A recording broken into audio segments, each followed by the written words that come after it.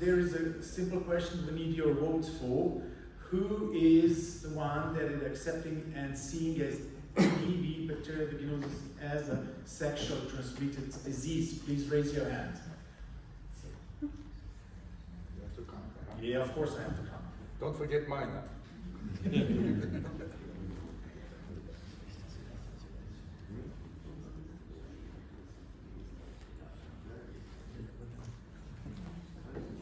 Okay? So, who is against this?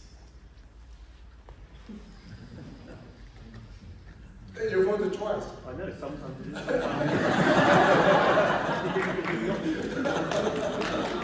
I keep an eye on you. I want to know. Very, very, very tough. Okay? What about no? And who doesn't have any slight idea about to put BV as a STD or not? Who is sustained? And this is Yeah. this one. Okay. 2. That's the Yeah. best. So it's not really 5. 5. I see 5. Okay. Now should I read? What's the count of the vote? We have 24 for STD as BV as STD. We have 22 for BV is not an STD, and we have 5 sustained. So let us see how it's going to come after the talks. Jill, please go on. Ruby, dear Chairman, thank you for having the opportunity. Also, thank you ISIDOG as an organization to have this opportunity to have a debate. I mean, it's always like the biggest event that we can imagine. Although I must admit, to find someone who is accepting to have a debate against Peter Greenhouse, he must have a strong courage. But I'm going to just convince you why BV is an STD. These are my conflicts or whatever declarations. I work with many companies and I'm very proud of that. So if you define an STI, there is a few things that matter. First of all, it has to be an infection that passes through sexual contact. But that can be through vaginal contact, oral contact, anal contact, any contact. Then STIs, typically, they also go together with other STIs. It's very often that if you have trichomonas, for instance, you have to look also for other STIs, such as HIV and so on. And then we have to look at the partner, because how can you have an STD without a partner giving you that? So we have to dive into that too, and then see if we can do something to treat that partner in order to diminish the disease. So let's start with the first, about sexual contact. Here you have old data showing you that for trichomonas there's a very clear relation with the occurrence of trichomonas and the number of sexual partners, but it's the same for BV and not for Candida. So how can this be if it's not an STI? Here you have a meta-analysis where they clearly could show in many papers that there is a clear evidence that new or multiple sex partners are related to the prevalence or occurrence incidence of BV. So is BV a sexual transmitted disease? Paper of P.G. Lawson. I thought he would be here because he's a member of our society from Sweden. In the early days already said that if he looked in the data, there is a relation with BV and lifetime sexual partners and with early sexual debut. So the earlier you start, the more chance you have. This is typical for an STI, isn't it? The same P.G. Lawson did a great study showing that if you give probiotics, you can reduce the recurrence rates of BV. So Jack said that it is not possible. There is some studies that it is possible to reduce the recurrence rate. And then he looked multivariately to the factors that could influence the chance of success of your probiotics in recurrent BV. And what did he see? Here you see lots of factors, and then the only one with an odds ratio, ladies and gentlemen, of 52, that the only big factor that causes recurrence of BV is a new sexual partner during your study. So if there's a new guy coming along, that is what causes your recurrence. So how can this not be an STI? Then, if it's a vaginally transmitted STI, what about the other things? Anal and oral sex. Well, then we have to move on to the lesbian colleagues to see what happens there. And women having sex with women with a normal flora on the top, they don't have much of the BV flora. But if women have sex with a woman that has BV, then you suddenly see appearing a lot of bacteria that are BV associated, not just bacterial, not just Gardnerella vaginalis as was discussed, but a lot of other bacteria that are of major importance. And you see in the book bars there, protected as well as unprotected sex would play a role, but unprotected sex even more so, which also makes sense for an STI, doesn't it? So if you then look at the incident BV in women having sex with women, you see clearly that there is a frequency with the number of sex partners and the number of sexual encounters per week. And there is a clear indication there on the triangle that if you have a new sex partner, it is a tremendous risk factor. And here you see that any woman having sex with a woman that has BV symptoms has an incident risk of BV, and clearly also, and I stole this picture from my opponent, receptive oral sex with a woman with BV is the risk factor. So again, it's not just vaginal sex, it's also other things. So here's another women having sex with women paper. If you have a new partner without any BV in the history, sharing sex tools, whatever you do, no BV will occur.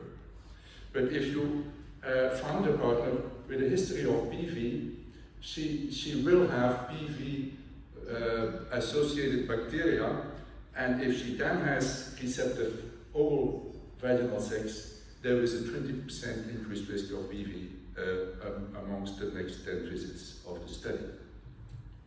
So there must be an extragenital reservoir as well. And here there is a study clearly showing that there is an oral niche that is infected with Gardnerella, and there is the anal niche infected with Gardnerella and Megatosfera in women suffering from BV due to sex. Incident sex is related to not only vaginal sex but also oral and anal sex. So let's move on to point number 2, the accompanying STIs. Very clearly, very rapidly, we can show you very clear evidence that BV and TB are clearly associated.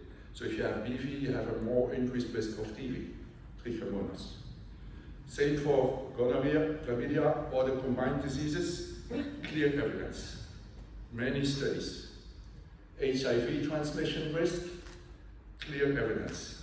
If you have BV, you have an increased risk of attracting these diseases. And finally here, herpes simplex, also there you see an increased risk for women with BV. So if you look to other studies looking to the severity of BV, you see if you use Nugent, the severe cases of BV have an increased risk of 2 to have incident STIs, and also if you look at AMSL, similar data.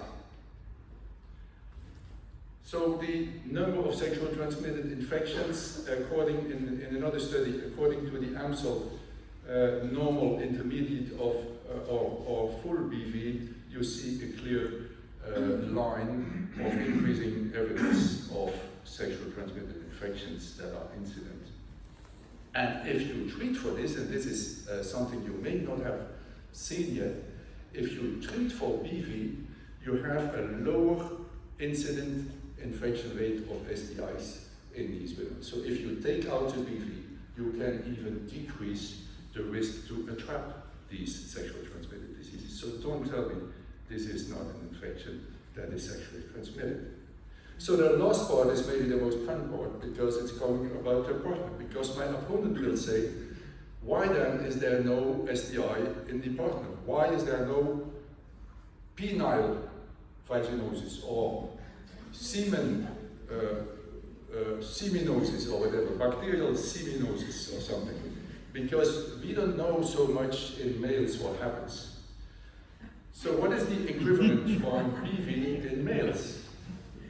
Well, here we have Straczynski data showing that in urine of males of women with BV, there is in 100% of cases also biofilms suggestive of BV. We can call it glue cells in urine of males. But in healthy women, you don't find this. So the BV and urethritis is clearly linked in males. If you have a woman suffering from BV, you have more likelihood to have urethritis as a male. So don't tell me it's not sexually transmitted in both ways. It is. And then, if it is so, is there anything we can do in males in order to prevent recurrence in women? Because we know, and the opponent will say, you know, Jack showed us as well, if you treat women with metronidazole, if you treat males with metronidazole, nothing will happen in the women's recurrence risks. So can we do something? And if not, why not?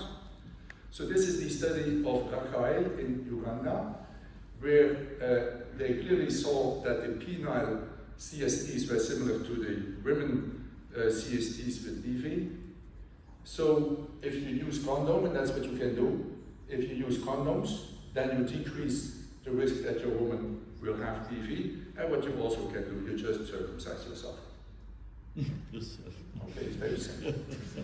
How more simple can it be?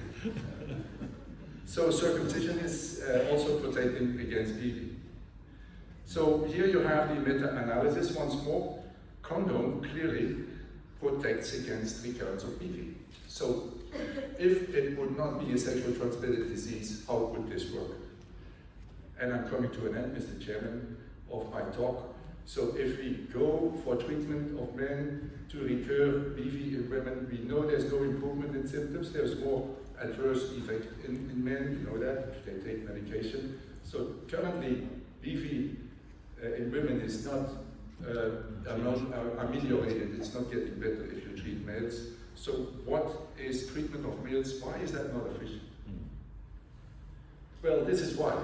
Because in women, you see the penile microbiota is Gallonella, Movilumpis and Rubella, basically. But if you look at the susceptibility of metronidazole, it is resistant. So it doesn't make sense to give metronidazole because it's resistant to the germs that are transmitted to the penis. And here you see for Prevotella, it's resistant.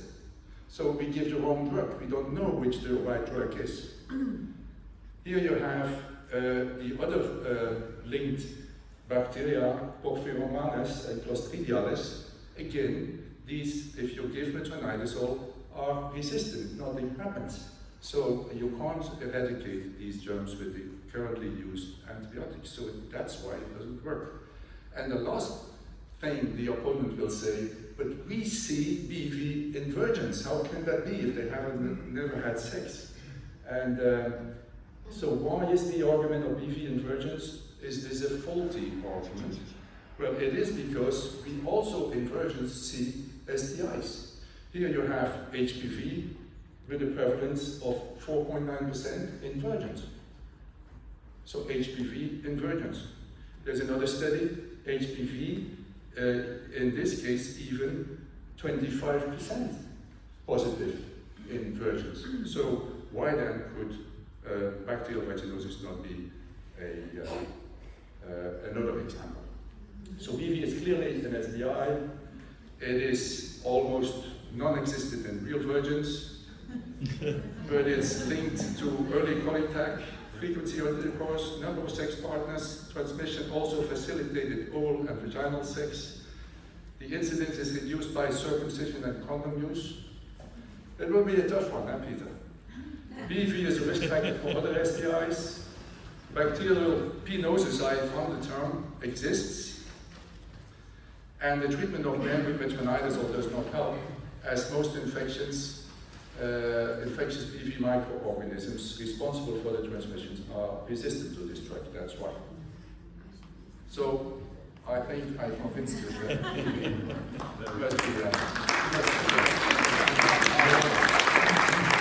Thank you very much. We've heard pro from Brussels, now we want to hear the contra from London.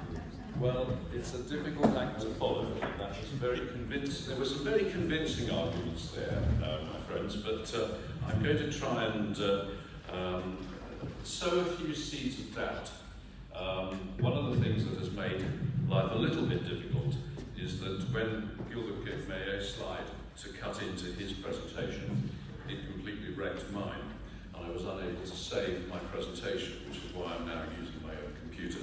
So here are the arguments against, and I think I love debates, because I think in terms of the way this debate is going to be structured, you have a man with an academic background, an academic reputation to protect, whereas I can take a much more relaxed attitude. I'm now retired. I can go off to the Tate Gallery and have David Hockley paint my portrait.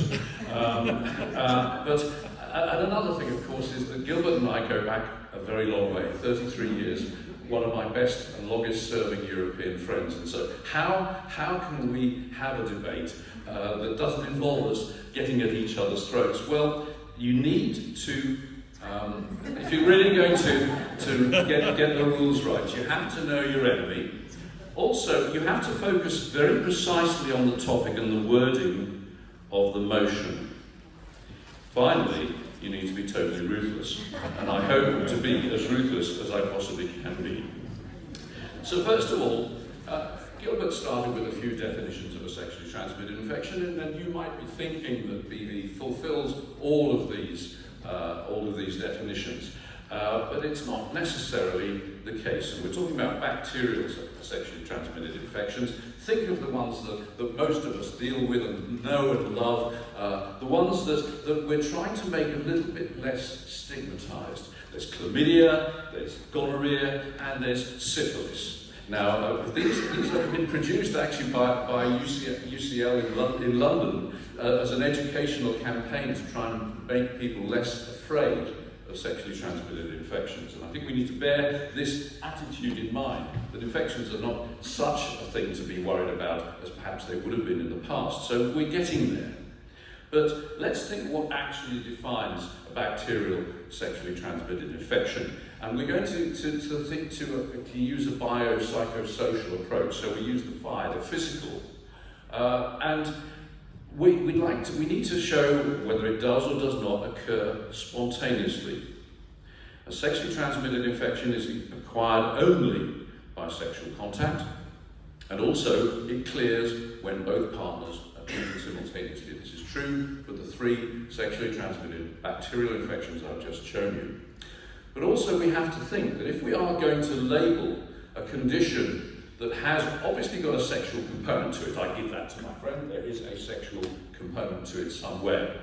But if we're going to label it as a sexually transmitted infection, as defined by my friend here, there's going to be some psychological consequences. So, how did I get it? Who gave it to me? There's an automatic presumption of infidelity, the blame, the shame, the fear, the stress of the relationship, and STIs are one of the primary risk factors for domestic violence. Do you need this in your patient population? And the big thing that we're trying to prevent is this old Greek word, which of course most of you should be able to read, stigma. And it's actually it's no coincidence that the first 3 letters of stigma are STI. So I talked about this, in fact, in Porto 4 years ago, and I'll come to that in just a minute. I've forgotten this last little bit. We learnt a lot from Sarah Levere and Sarah Abnach in the discussions about the ISALA project. And I remember, of course, that Gilbert is the lead doctor advisor to the ISALA project. And they put a lot of time and effort into communication design, tone of voice, etc. So if you're going to do that, and you're going to find that this is actually a sexually transmitted disease, you have to be robust about these criteria in the brackets at the top. Now, this was the Porto presentation on partner notification, how difficult it actually was. And once again, we showed this particular slide, sponsored by ACOG, this excellent work on reducing intimate partner violence after diagnosis of STIs. So, one of the other coincidences is that Gilbert and I lecture quite frequently together, but when we were in Ghent, in Belgium last year, we were lecturing at exactly the same time in different halls, and I didn't hear his presentation, and he didn't hear mine. So I'm just going to give you a few little clues as to my presentation. I use this image. I always like to get some imagery, and I use this beautiful image of how the vaginal microbiome should be. And I use these four excellent authors as perhaps some of the leading lights in the subject. But for this talk, I was going to change it very slightly and use a slightly different set of authors, with respect, of course, to Jacques Picot, who in fact was Rebecca Brockman's boss. So what about Phil, who's in the audience? I think I love best his literal zone. And this is my clinic at Weston-super-Mare. I did 2 clinics, one in Bristol and one in Weston-super-Mare, which has the widest tidal range in Europe. And so you think of all the organisms living in this littoral zone as to how they manage desiccation, how they manage being covered in water, and the different pH changes and temperature changes. And this lovely phrase that he comes up with, given the dramatic environmental changes that occur in the course of a menstrual cycle, it would be surprising if lactobacilli were able to survive every environmental insult that comes their way in such a littoral zone and don't occasionally lose the plot in the ecosystem. So a beautiful idea. So what about a very old study now, actually run by Cathy Ison and David Taylor Robinson, with Francis Keene as the first author. And they took a small group of dedicated women who swabbed themselves every day for a gram stain. And they found 3 groups. Group A, who were healthy most of the time, pretty well all the time. Group B, 4 of them who had continuous BV. And Group C, who fluctuated in and out of intermediate or BV around the time of menstruation. And of course, 3 of the 4 women with continuous BV, not surprisingly, were women who have sex with women, and Gil alluded to perhaps Jean Marazzo's excellent research on this. And I think in that particular group, women who have sex with women, there's going to be a sharing of the vaginal biome by no matter what means they actually share it. And I'd like to think in this particular group, it's what we would call a sexually shared infection. Isn't that nice? A much nicer way, a less stigmatizing way of putting a sexually shared infection. But also, there are other possible means of changing the vaginal pH. What about cunnilingus? Well, saliva has a pH of 9, and if you think about it, the more enthusiastically one performs cunnilingus, well, the happier your partner might be, but also the more fluids are exchanged. But then where would we be in life without enthusiastic cunnilingus? Anyway, let's move on and think of the effects that were seen in David Eschenbach's group in Seattle, where the concentration of Prevotella changes during the menstrual cycle and is greatest during menses, and the other way around is that the lactobacilli concentrations are 4-fold greater just before menstruation. And if you look at what's actually happening here, the symptoms of BV occur in this little window here, and you have almost like a symptomatic threshold, and that in some women who have menses and the right circumstances, or maybe the wrong circumstances, or the wrong community state types, they will get BV with menstruation. And this is, once again, early work, 2000. We need to come a little bit further forward, just another 3 years after that, and this is work that I did with my former partner, Annie Evans, where we looked at women who were perimenopausal. Now, these women often have menorrhagia. They have a longer bleed and a heavier bleed, and a shorter interbleed interval, so there is less time for the vaginal microbiome to recover. And what you actually get is either continuous symptoms or frequently recurrent symptoms. So menorrhagia causes BV. At least we think it does. And so if it causes BV, why don't you treat the cause? One of the principal causes of menorrhagia, of course, is covert sexually acquired endometritis, chlamydia, mycoplasma, etc., etc. So mycoplasma genitalium, let's be specific about it, and maybe gonorrhea as well, which also sometimes causes flooding menorrhagia. So if you want to reduce BV recurrences in women with frequent recurrences, you might think about treating or excluding covert endometritis, or reduce the bleeding, stop them bleeding, render them oligomenorrheic or amenorrheic with a levonorgestrel coil, DEPA, or even mefenamic acid had some success in reducing BV recurrences just by reducing the amount of bleeding. And then, of course, we come right up to date with the proper explanation of what's really going on here from Jack Ravel and his group. And perhaps the most elegant paper that I've seen from, I mean, there's many elegant papers, but the thing that really, like a light bulb moment, was the menstrual cycle data. And you can see here 2 patients where every time they have a menstrual cycle, in red at the bottom, little red bar line, the vaginal microbiome changes completely. On many occasions, the microbiome goes back to normal, but not immediately. It sometimes takes several days, and I suspect in the patient on the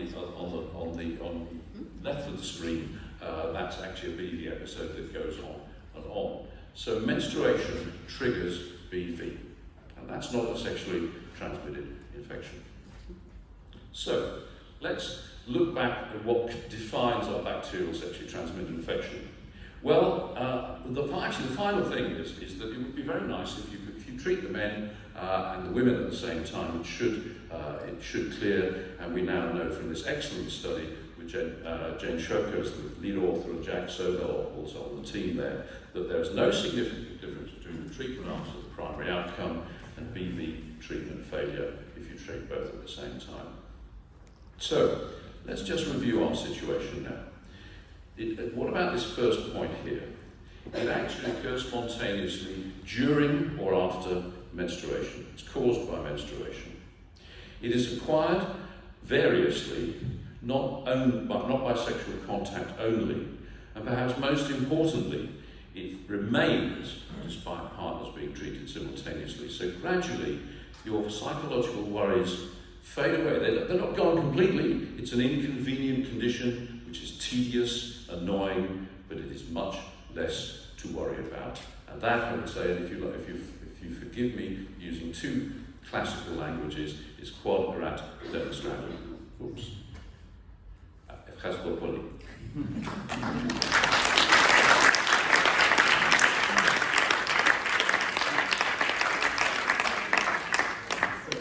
Thank you, London. Now we are going to open the discussion. The questions should be directed either to Gilbert or to Pete, with the options 1 or 2, so that they directly can give an answer. And on end, when we are closing, we are going to ask once more for your opinion if you're still pro or contra.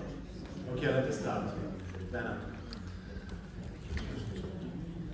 2 remarks. Excellent for both of you. Fantastic. Let us go back to the roots to Hermann Gardner. He made the trials in 55 or 53, perhaps already, and he transmitted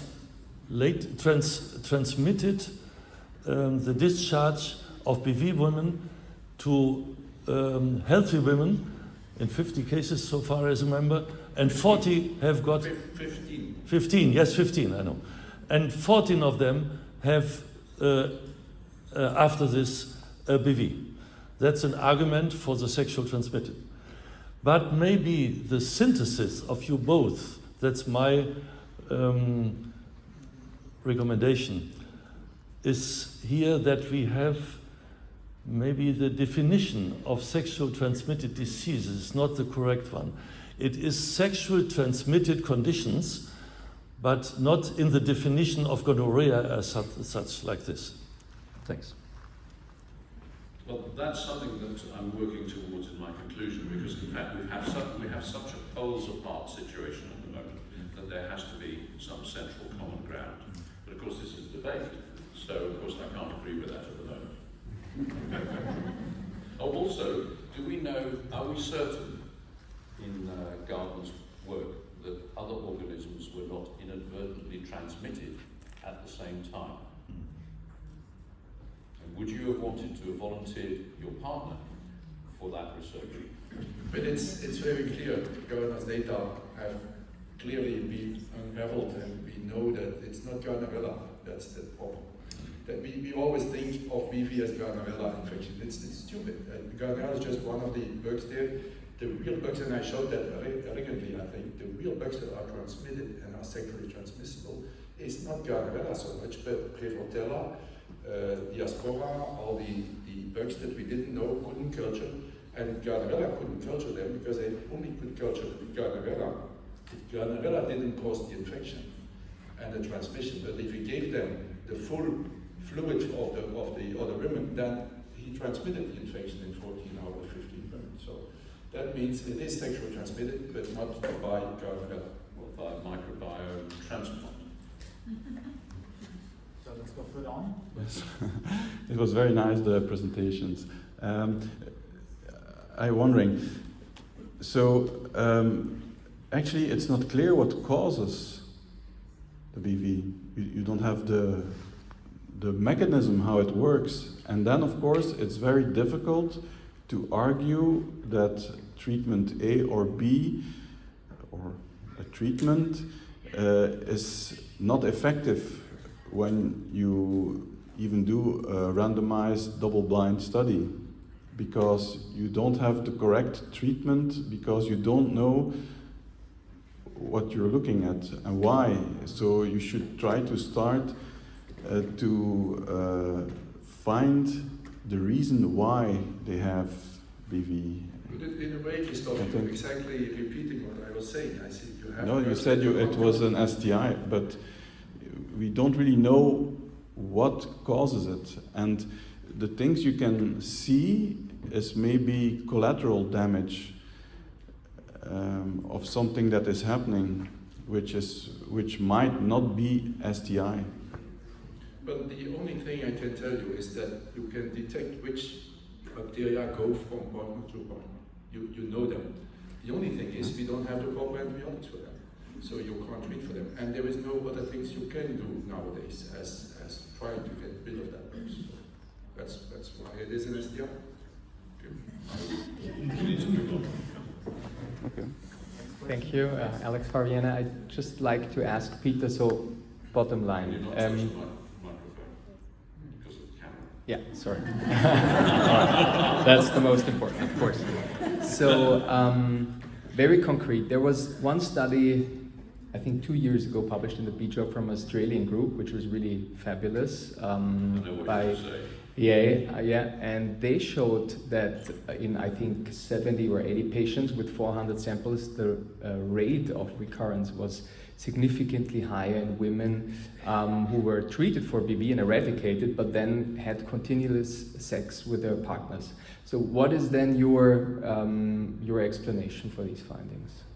Well, I think that it's a multifactorial condition, because there are lots of activities that could constitute intercourse or sexual contact in these patients in that particular group, and trying to get in there and control exactly what these people were doing in the bedroom, I think is impossible to standardise. Yeah. And nor should we want to standardise it. Yeah. No, I go along with that, although I'm pretty convinced from my point of view that it is some kind of an STD, but I think what we shouldn't neglect is that there is also an immunologic component and some residual DNA in the BV-associated bacteria, which is part of that biofilm.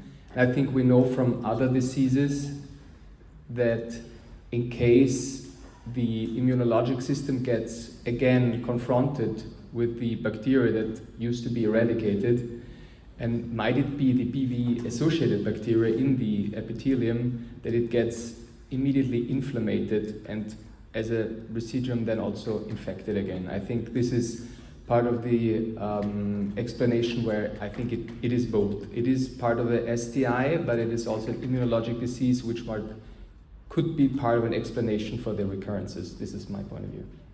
Thank you. Yes, thank you. I just want to comment on the, only single main argument my opponent had, which is bleeding. I mean, bleeding. But before somebody gave it to you, and then the bleeding promotes the symptoms. That's a different story. It's not BV caused by menses, it's menses causing the symptoms to recur once you have it. And that is not unusual for an STI, because most STIs come after menses. Chlamydia, gonorrhea is most often seen, PID is most often seen due to menses and after menses. But that's not due to the menses, that's due to the immunological change. I mean, a woman's a completely different immunological animal in the luteal phase. So that's an immunological function. So as we are running out of time, we allow 2 questions more, Pedro, and then to vote. Okay. We've got to rebut as well. A couple of seconds to rebut. Okay, I enjoyed very much the discussion, but I am one of the 5 that I didn't decide. And the reason is that on the consequences, and Peter began exactly by that, we are discussing scientifically, but we have to have a view on the clinical view. Scientifically, we agree that sexual contact is important. But if you consider it sexually transmitted infection, the question is, the concept, not only for violence, but for the approach to the both partners, and if it is also mandatory to perform all the tests for the other STIs. And that's the problem, it's politics, okay? It's politics, but I think we should start thinking about that. If I showed you these data, there is a lot more infections out there that are sexually transmitted in BV patients, so we should be careful, yes. Hi there, just a comment. I think the question is a pejorative question, and that's my personal biggest problem. If it was sexually transmitted in the classic understanding, most people who did certain things would get certain diseases, okay? The problem with BV, as I see it, is that a lot of people would do things that would qualify for them to get BV if it was a strict sexually transmitted disease, but most people, for some reason, are resistant to it. So it becomes a question of certain groups that are more susceptible to it suddenly have high BV rates. Other groups that are less susceptible to it suddenly have less BV rates, when in reality, if you consider a sexually transmitted disease, you're sort of saying this group acts in a certain way, this group acts in a different way, when in reality, it's a basic environmental, immunological difference between people, with the differences in sexual activity being probably secondary. That's just a thought. Yeah, it's a good thought, thank you for that, but I still think that in other sexually transmitted diseases, it's the same. Some people would get infected if they have contact with the infected person, and others don't, because the immune system is different in people, and some attract it and some don't. So the BV, it seems to be much greater. Well, it took us more time to realize, and we needed more data, but now we have that. And it's like the pap smear. I mean, who would believe you if you would say 30 years ago that the pap smear is an abnormal pap smear is a sexual transmitted disease? And now we can say so, because all the dysplasic lesions we see in the cervix are caused by HPV, which is a sexually transmitted disease. So it requires time to realize that we have to change our mind. And I think today is the day. Now, could we get the closing words? You can't have this happen. You got to hold the slide, because that's what my presentation. You have to go Take my presentation. So, Can you go to the last slide? The second last. No, it doesn't work. Okay, fine. yeah, right, that's fine. That's fine. Yes. The last 2 slides. I'm going to just briefly, with one slide, I'm going to convince you that there is no discussion. Because I'm presenting you as I like to do a case. This is a woman of 40 years old. She presents 10 times in a year at my consultation with BV. There you see the BV. She has been treated, we've been on regimens, on probiotics, anything that Jack mentioned she had. Then she came You know, that was her husband. Then she came after 6 months, and I didn't hear her for 6 months. She came presenting with a breast lump. She said, "Can you check my breast?" I said, "I can." So we fixed the problem. It was luckily benign fibroma.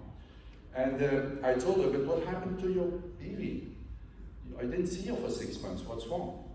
And she says, "Well, nothing." I said, "But what happened?" She said, "I divorced." Oh. So I looked at her floor. I said, "May I look?" "No." And she changed husbands. So finally, 6 months later, once more, she came back and she says, "I have it again." BV. Say, "What happened?" Well, there was an argument with the former husband about her daughter. So when they came together, they had lunch, and they ended up in bed. So there it was again. And she had BV again. And that is, ladies and gentlemen, why BV is a sexual transmission.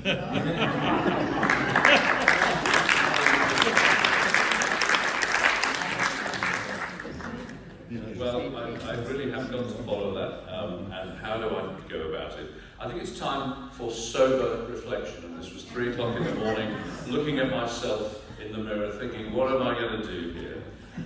There's obviously got to be some common ground. I don't like the term sexually transmitted infection because I think I've given you enough information to say that we cannot put it into the purely sexually transmitted infection bracket. So we might be able to compromise with a sexually transmissible condition, an STC perhaps. But I also like the possibility that it's a sexually shared infection. Isn't that a bit nicer? But I would put it to you also, and Jack Ravel has shown this in precise detail, that is actually cyclically triggered, and I would put it to you that it's menstrually triggered. And finally, in a way that you might want to explain it to your patients, there's an element of natural ebb and flow, which makes it much less stigmatized. But let's remember the amount of time and effort the ISALA project put into communication design and tone of voice. And I thought I'd try and find some artistic inspiration as to how I might try and help with this. Because I was lucky to be at the Succession exhibition in Berlin last week, and I found this fantastic picture, and I thought, this is Gilbert. This is absolute, because we know that Gilbert is a superb dancer. And I thought, this is also the Belgian flag, or it's the Belgian, partly the Belgian flag. And here is Gilbert leading the people of Belgium, a merry dance. He's the piper, piping them towards this sexually transmitted infection. And if you think of the stress and the strain that these women are going to get, when the ISALA project phones you up and says, contact your doctor, who is responsible for training all the other doctors in the country. And remember, of course, some people are not very good with their mobile phones, and they might hit the wrong buttons and find the wrong sort of person. And if this man is responsible for telling the population of Belgium that they have a sexually transmitted infection, I think the amount of stress and strain that is going to happen for this population is too much to bear, particularly for the wonderful people in the ISALA project who have bent over backwards to destigmatize this condition. So I say, no, you don't have a sexually transmitted infection. It is time to draw the curtain on this discussion and to get the vote. But before we do, I would like to say that this is not a sexually transmitted disease or infection. It might be a sexually transmissible condition. And for the sake of the people of Belgium, the good women of Belgium, of the whole of Europe, and even France, I would like you to vote no.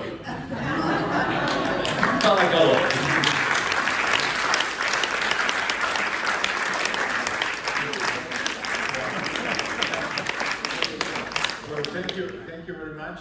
Well, we have to be heuristically on the question, and it was, is it sexually transmitted disease or not? And there is no abbreviation. So either the one that do not accept it, the sexually transmitted disease, can go on a third solution. But the first question is, do you still think that bacterial vaginosis is sexual transmitted disease? Peter, raise your hand.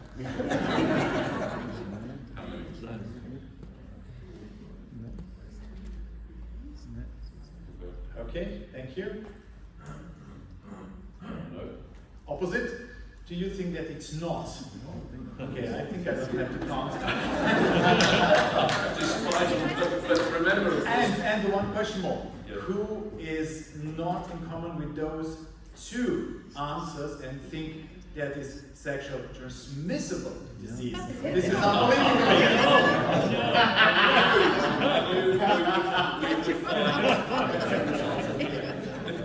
Okay, this is not fair play. Louis, thank you very much. Thank you.